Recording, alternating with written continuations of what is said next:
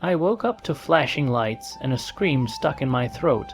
There was blood in my sink, mud on my floor, and a knife I didn't remember touching.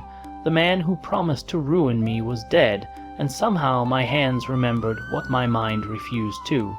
In this town, innocence doesn't matter, only who looks guilty enough to blame. The first time I realized I was being framed, I was standing barefoot in my kitchen at 3:12 a.m., staring at a smear of blood on my sink that I didn't remember making. The house was silent except for the hum of the refrigerator and the distant whistle of wind slipping through cracked window frames. My phone buzzed on the counter, vibrating against the wood like it was nervous to be touched.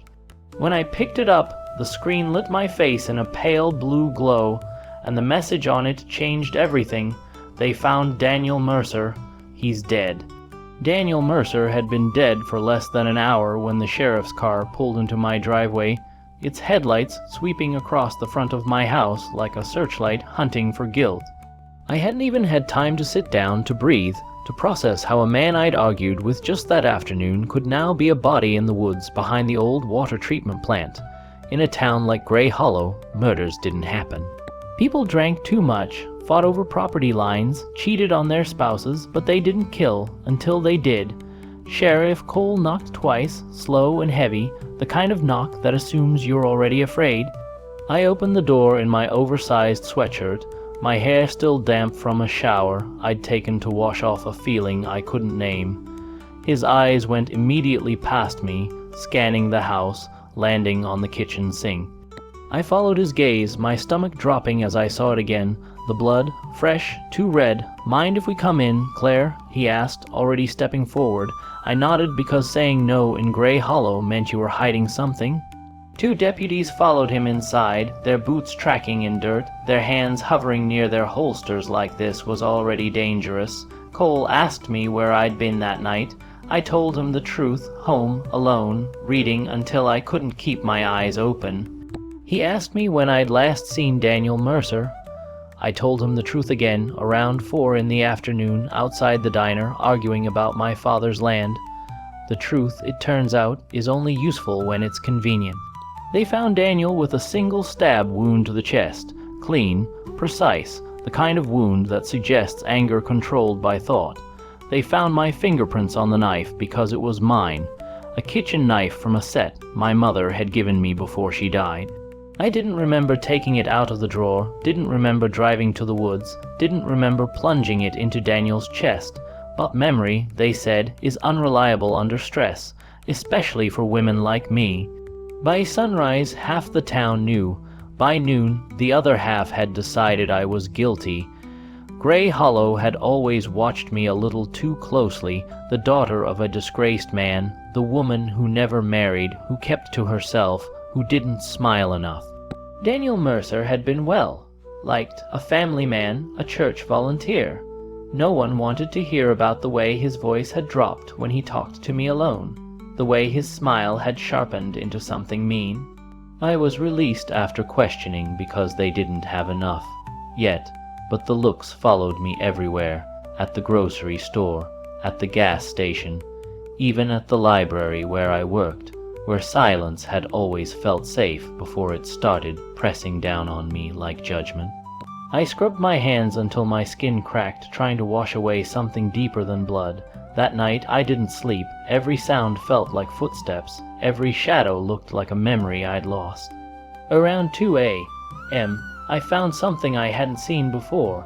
Mud on the back door, matte, dried and flaky, shaped like a boot print that wasn't mine. Someone had been here. Someone had used my house like a stage and left me to take the fall. I started paying attention then, really paying attention. Gray Hollow had secrets layered like sediment, and Daniel Mercer had been buried under them long before he died. I talked to people who avoided my eyes. I listened to pauses, to what wasn't said. I learned that Daniel had been meeting someone late at night, that his phone records showed calls to a number registered to a prepaid burner.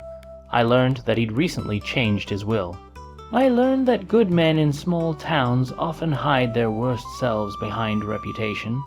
The deeper I dug, the lonelier it got. Share if Cole warned me to stop interfering. My boss suggested unpaid leave until things settled. Someone threw a rock through my window with a note tied to it that said confess, but fear has a way of sharpening focus. I started keeping a notebook, writing down times, names, inconsistencies. Patterns emerged. The last person anyone suspected was the one who fit best. It was Marisa Hale, Daniel's quiet sister-in-law, the woman who baked pies for fundraisers, who cried beautifully at the vigil, who everyone described as too gentle to hurt a fly. She'd been living in Daniel's house since her divorce. She'd had access to his routines, his secrets, and as it turned out, his money. Daniel had been planning to cut her out, to force her to leave. He'd threatened her the same way he'd threatened me. Low voice, private corners, promises of ruin. I confronted her in the church parking lot at dusk, my hands shaking, my heart pounding like it wanted out. She smiled at me, soft and sad, until I said the one thing she didn't expect. I remember now. Her eyes changed. Just for a second, enough. The arrest came 2 days later. Evidence surfaced. Real evidence this time. The burner phone. Surveillance footage from a closed gas station showing her car near the woods. DNA under Daniel's fingernails. The knife had been planted in my sink while I slept. Gray Hollow apologized the way small towns do, awkwardly, indirectly, with casseroles and silence. My name was cleared, but it didn't feel clean. Some stains don't come out. Sometimes, late at night, I still wake up convinced there's blood on my hands. But now I know the difference between guilt and survival. I know how easily a story can be rewritten when the town decides who you are. And I know this. Justice didn't come because the system worked. It came because I refused to disappear quietly. Please like and subscribe. Thanks for watching.